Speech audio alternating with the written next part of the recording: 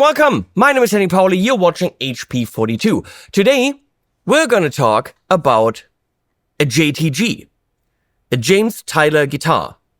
It's the name that they use for their least expensive line that's still not cheap. Because US-made Tylers, which is a custom shop, small numbers, highest quality. In Europe, you're probably somewhere between 6 to 8 or maybe even 9,000 euro. They're beautiful with the schmear colors and everything's very, customy. But that's a lot of money for essentially a super Strat. Okay, let's call it what it is. I have one on the way from the US. They are building me one in a really cool color. We're going to review that. More on that in a bit. They have their Japanese line, which is what you see right there behind me.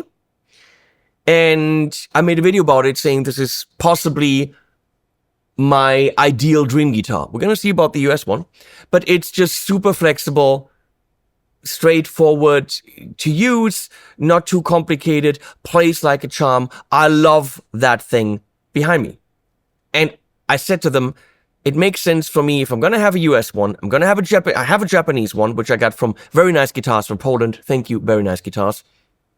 To examine the Chinese offering as well. I got this from String Taste in Krakow. Adrian from String Taste has a beautiful coffee shop / boutique guitar store that's fun to hang out in and test some beautiful guitars from Tyler, from Valiant, from Novo, and other boutique builders. He's a big-time Tyler fan. They have nags and so on. So I said, let's work together and show you not just the American one, not just the Japanese one, but also a Chinese one. And I was at the Poland Guitar Fest, that's what it's called, in Krakow, an absolutely beautiful trade show. You should go and see it next year. And we picked this one together. From the front, obviously, pretty straightforward, green, but it has an absolutely stunning, how can I show you this? I can't. There maybe, yep, flip-flop color, because it is purple, dark green, there you go, purple, like crazy. It's a really stunning flip-floppy. There we can see that better. Every time the light doesn't hit it, there we go. Purple, green. It's really, I'm looking at the screen. In reality, looking at it, it's absolutely stunning. So, we're going to talk about China and what this is in a bit more. You have to see the unboxing because the case it comes in at that price point, stunning. The embroidered, stitched in Tyler. Everything how this guitar comes is not the 2,000 euro price bracket that it comes in.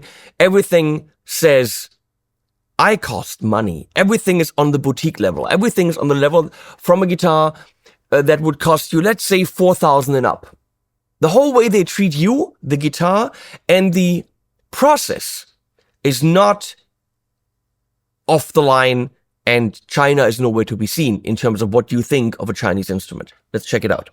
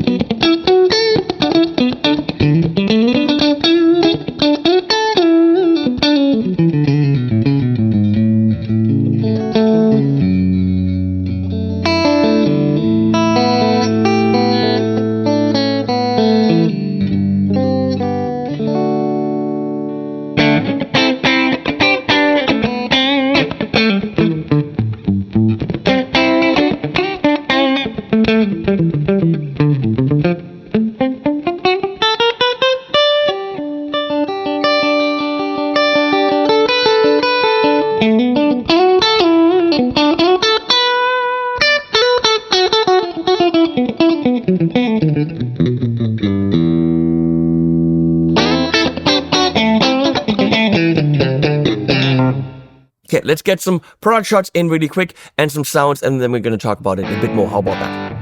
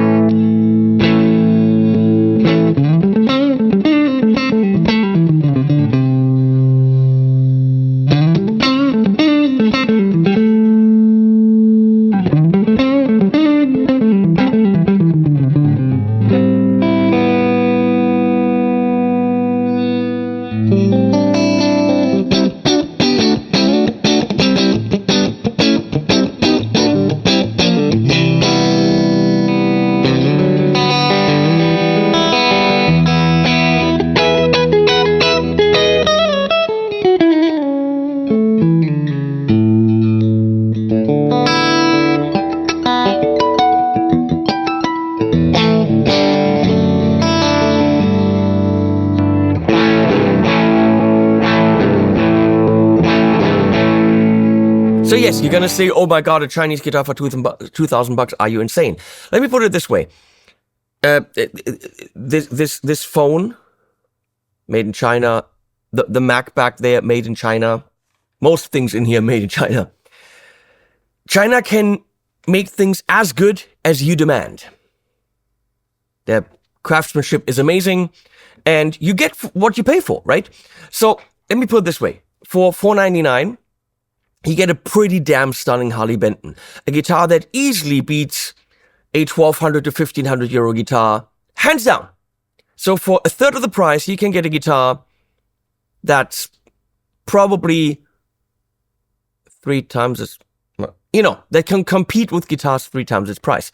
Now, if you spend 2,000, if that's still true, triple the price, then this should be able to compete in the market with guitars worth about $6,000. Can it? Don't think it can, but it definitely punches in above its price point. It's all in who does the QC, what factory do they go to, what are the demands they have on the manufacturer. It's not all the same specs as the Japanese one has, and definitely not all the same specs that the American one has. This is also one from the first batch, apparently, because the neck is quite a bit chunkier than on my Japanese one. And I talked to Rich Rankin from Tyler, and he said, and we measured it, and he said, the necks are somewhere between this one and the Japanese one, but this one is a bit on the chunky side. It's what Tyler now would call their fat necks, which you can order that way. But my first reaction, because I love the Japanese one so much, was, that's a bit much. But again, Chinese ones have thinner necks now than this one. Specs, what are we looking at here? Let's look at this amazing spec sheet that was in the case, in a nice envelope. It's a 2-piece alder body, control cavity front loaded, finish is chameleon, top coat's gloss, headstock's matching. I love the matching chameleon headstock. I think the product shots show that. Logo is gold, which I would never be into, but here it kind of works. And the hardware is gold and black mix. If you look at this kind of really neat.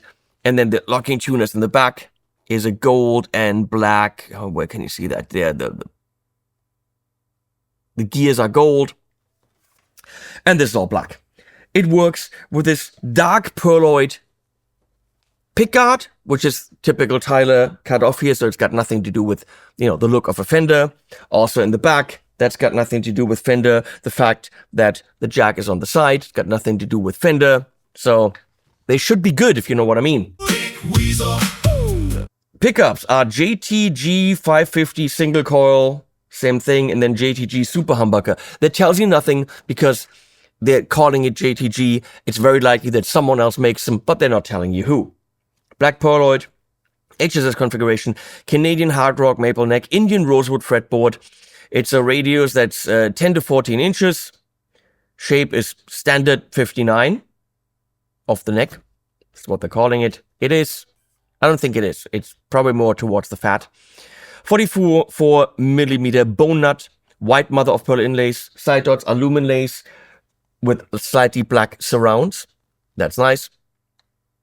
Fret sizes Jessica, medium, jumbo, nickel, silver. Not stainless steel, which, again, that's a choice. Hardware, colors black, JTG dome style. Knobs. Bridge is a JTG 2-post tremolo bridge. 2-post bridge. JTG locking tuners, comes with 10 Didarios. So the thing is, this is all JTG, so it's their proprietary hardware, or it's hardware that they commissioned somewhere and they slapped the name on there. It says Tyler, James Tyler on each of the saddles.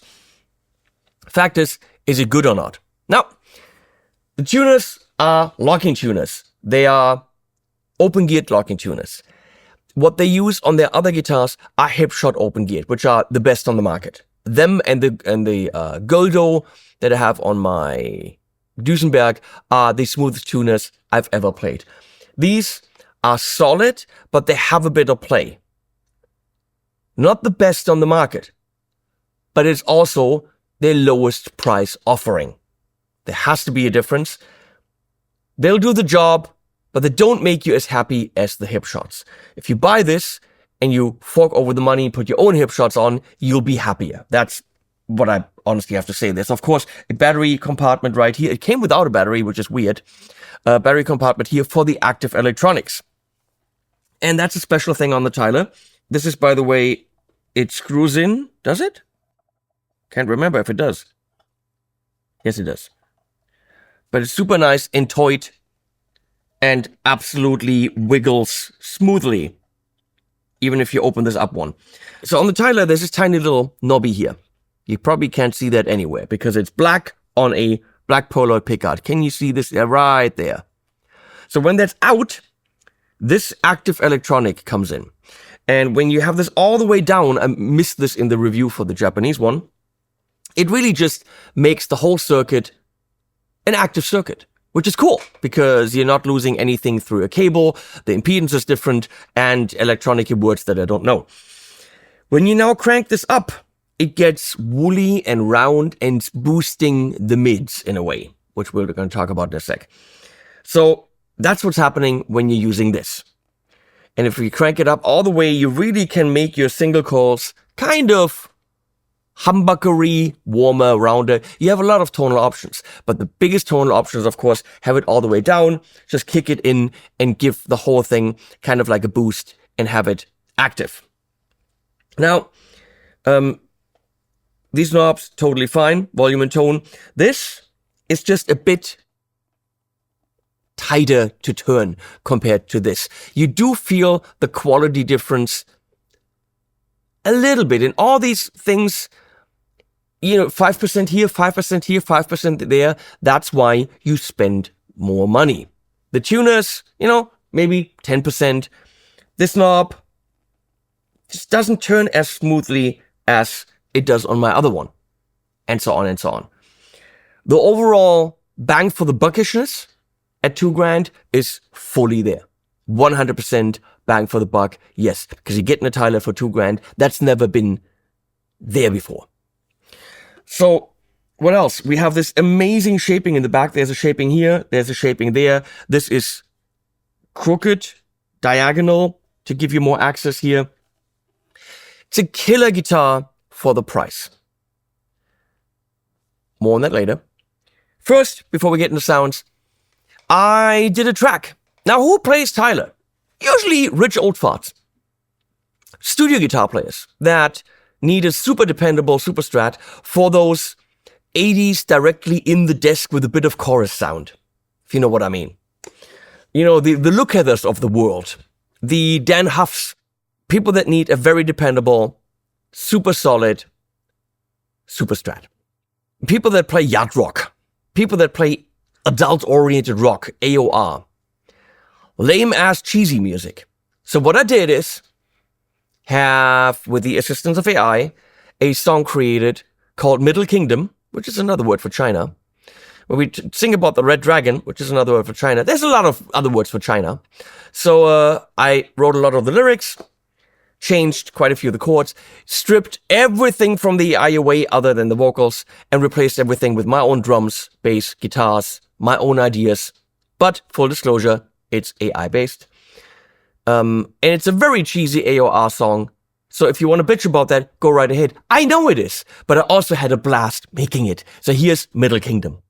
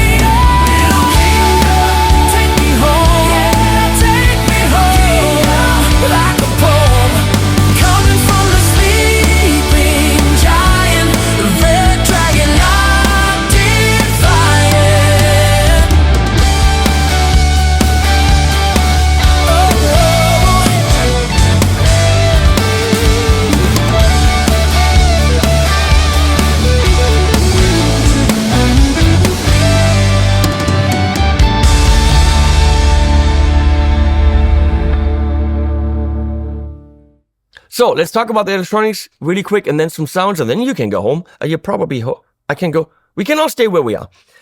Let's look at this. This is, a pretty straightforward, preamp volume, preamp bypass. That's a little switch. Everything else you pretty much know, and very likely the positions are the 5 positions that we always have in all the guitars. But this is interesting because they give us this.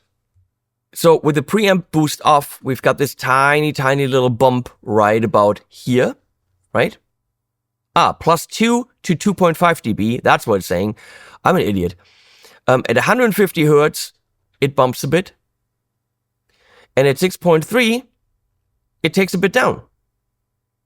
On the single coils, same thing, same frequency range. When it's at its lowest volume. When you're cranking the preamp up, you have between 11 and 12 dB, so it's a lot of boost, right? And it's, oh, that's interesting. It's actually cutting it's doing a low cut and a high cut.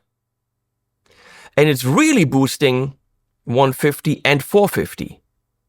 And on the single coil, really more, a little bit less than on the humbucker. But the important thing is, it's doing a low and a high cut and boosting there a bit. I would boost around 800 because that's giving me creamy leads, but it might be for something else. So it's really interesting when the preamp is on minimum, it's really almost flat, tiny little boost here, but it's active. And overall, a plus 2 dB boost. Here, the volume up is quite a bit boostier, definitely more boostier on the single coil, but it's also doing a low and a high cut. That's what that does. And we're going to hear it, of course. We're going to start by going into the Tone King Imperial with a creamback loaded cap, bit of reverb on it in the aux, and a bit of 1176 on it in the aux, which I always do. We're going to turn the preamp off. We're going to go through all 5 pickup positions. That's the single coil.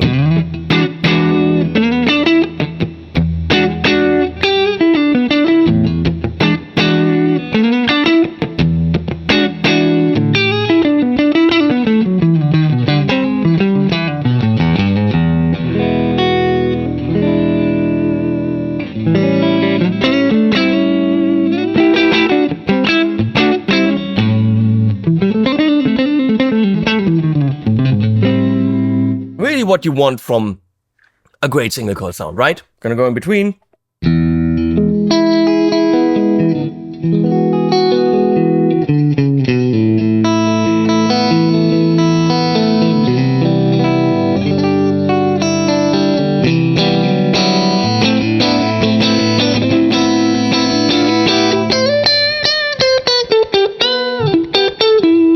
It's exactly what you want from the in-between. Now we're gonna go in the middle.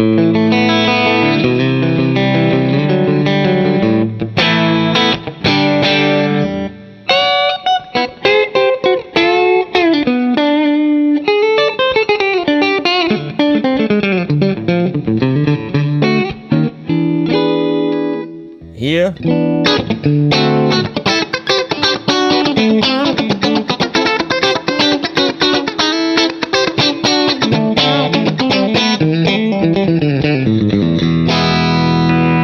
And the humbucker.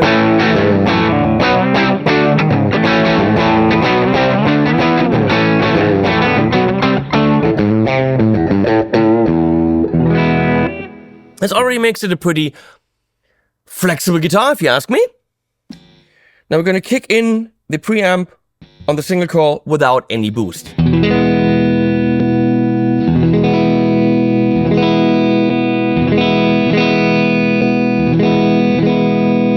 Definitely something happening in the midst there.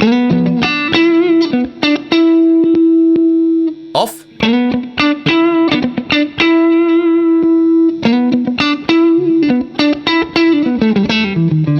Just a different sound. Kind of cool to have, right? In between, yep, off.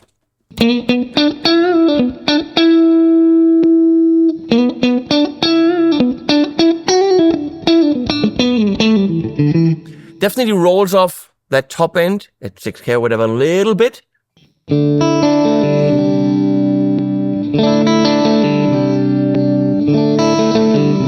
Gives a slight boost. It's a nice little variation.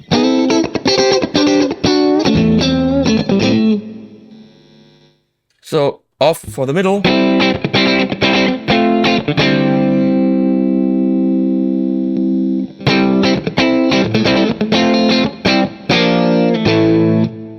In the back in between.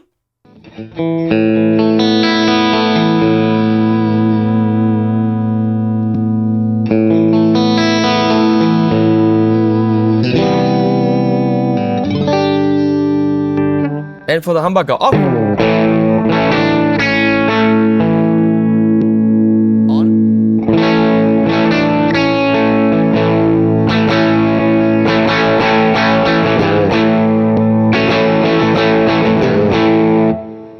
Subtle, but for me, I oftentimes prefer it on. Okay, so we're gonna go to the single coil and we're gonna kick it in a bit.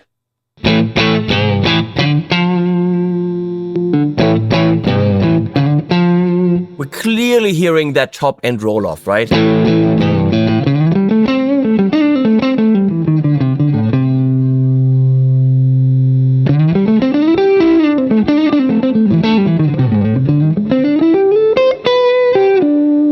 Now it's woolly, mid-centered, probably more for driven sounds, right?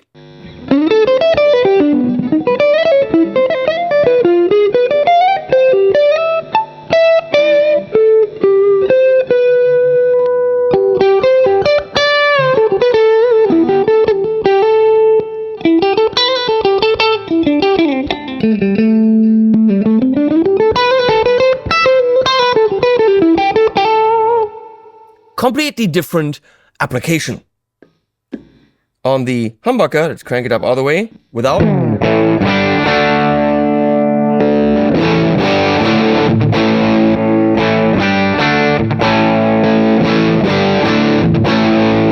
Also a clear volume boost. Let's go into the Marshall, modified by Marshall 1959 Plexi. On the humbucker, with boost 50%, off for now.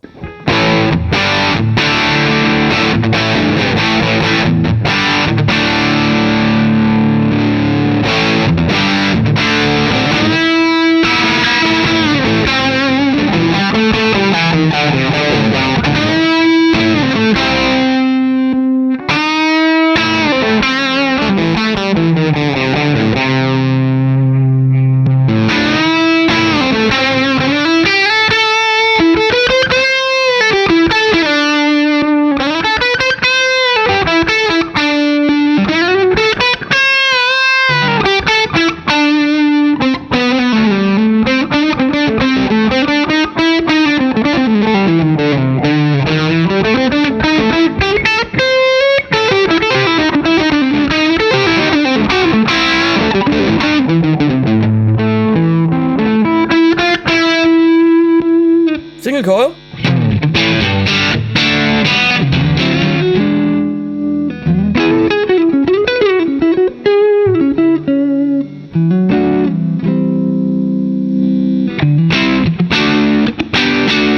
We're gonna kick it in.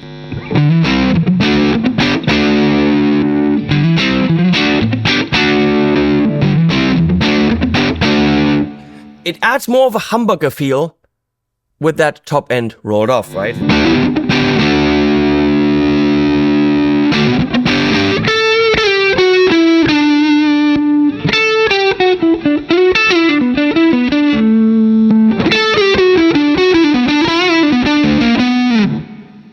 Clear applications there. In your live situation, you kick it in more drive, or run it active. Totally works. I mean, to go, which is crazy, to, without the boost for now, to the Marshall JCM 800 modified, which I have kicked in to have the mods in. So there's a lot of gain and a lot of noise, but there's also a lot of rock and roll. JCM 800 mod.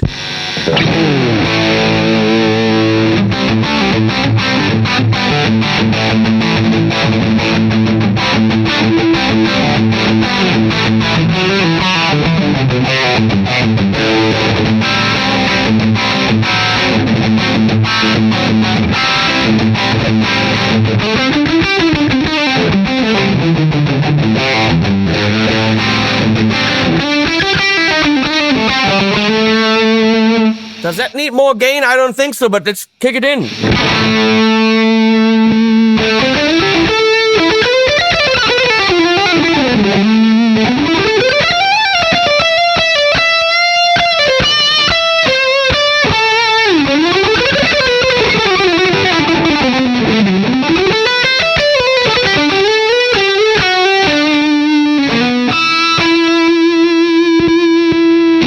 Signal call off.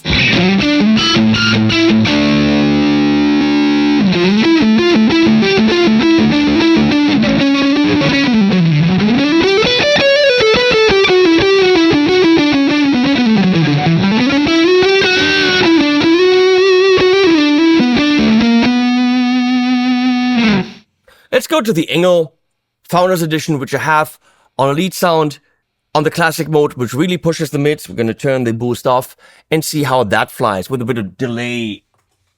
Damn, this room is dark. It's raining outside like cats and dogs. And we set it all up for the sun earlier. Well, this is a dark video.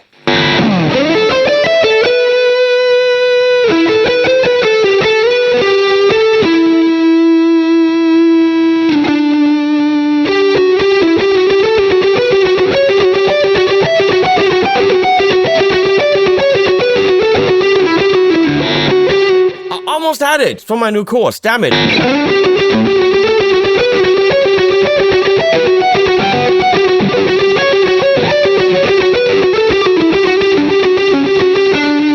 Let's do this again.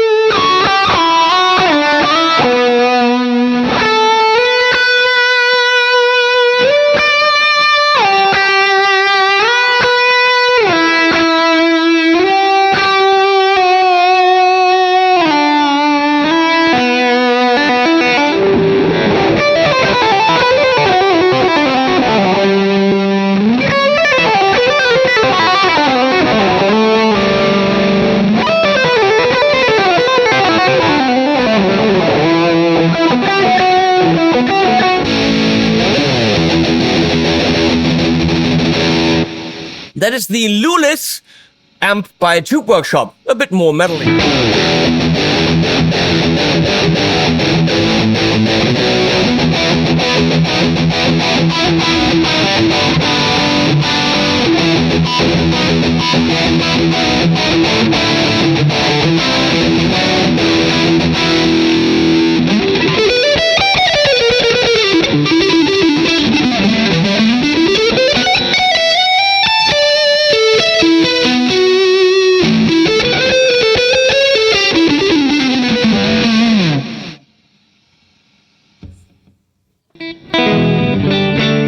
Likely you're not going to use a Tyler for the super high gain stuff. Again, yacht rock, AOR, studio work, top 40, pop, rock, Buddha body fish, as we say in German. Let's talk brass tacks here.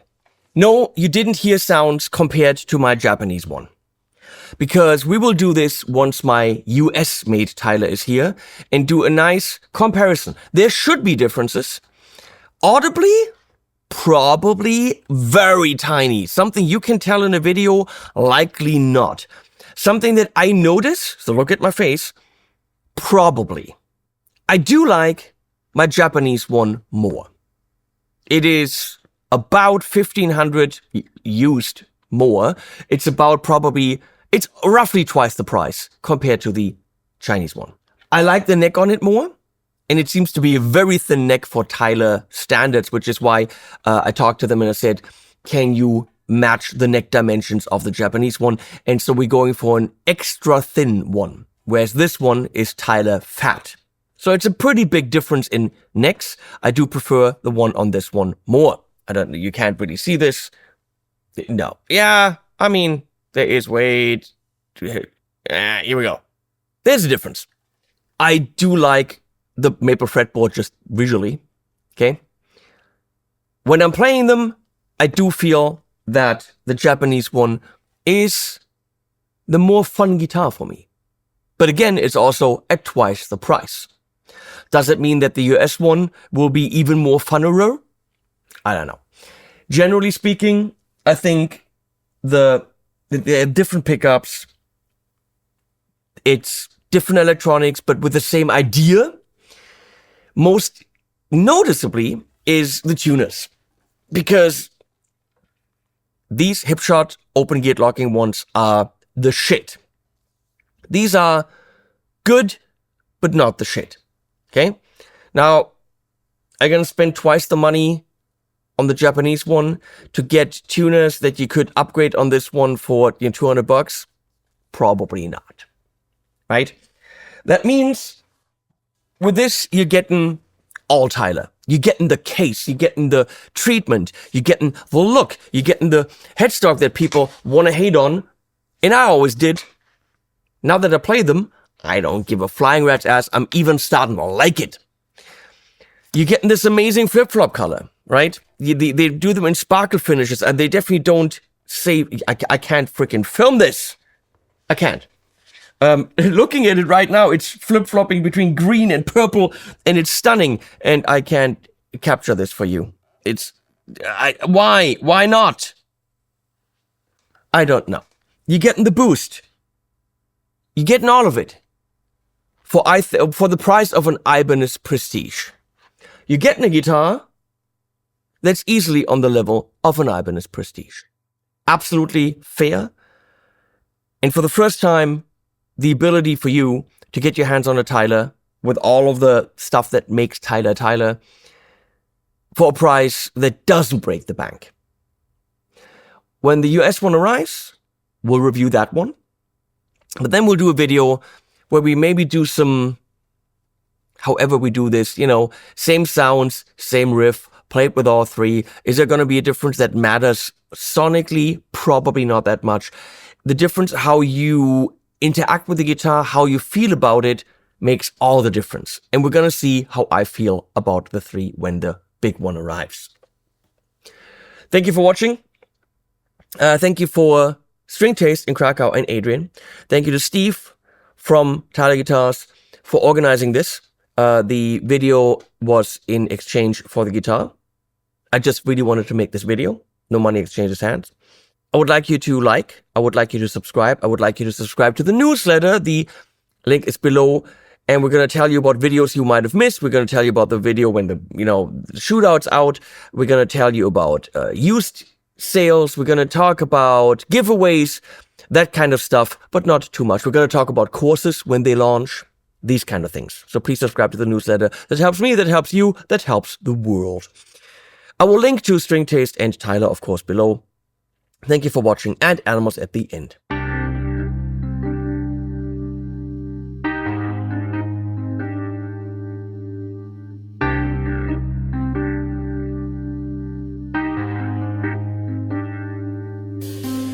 I'm not made of solid gold, and my shoes, they are worn by the time they are way too old. I've not been touched in many years. Have a lost building up like of trust has kept me here. Lonely days keep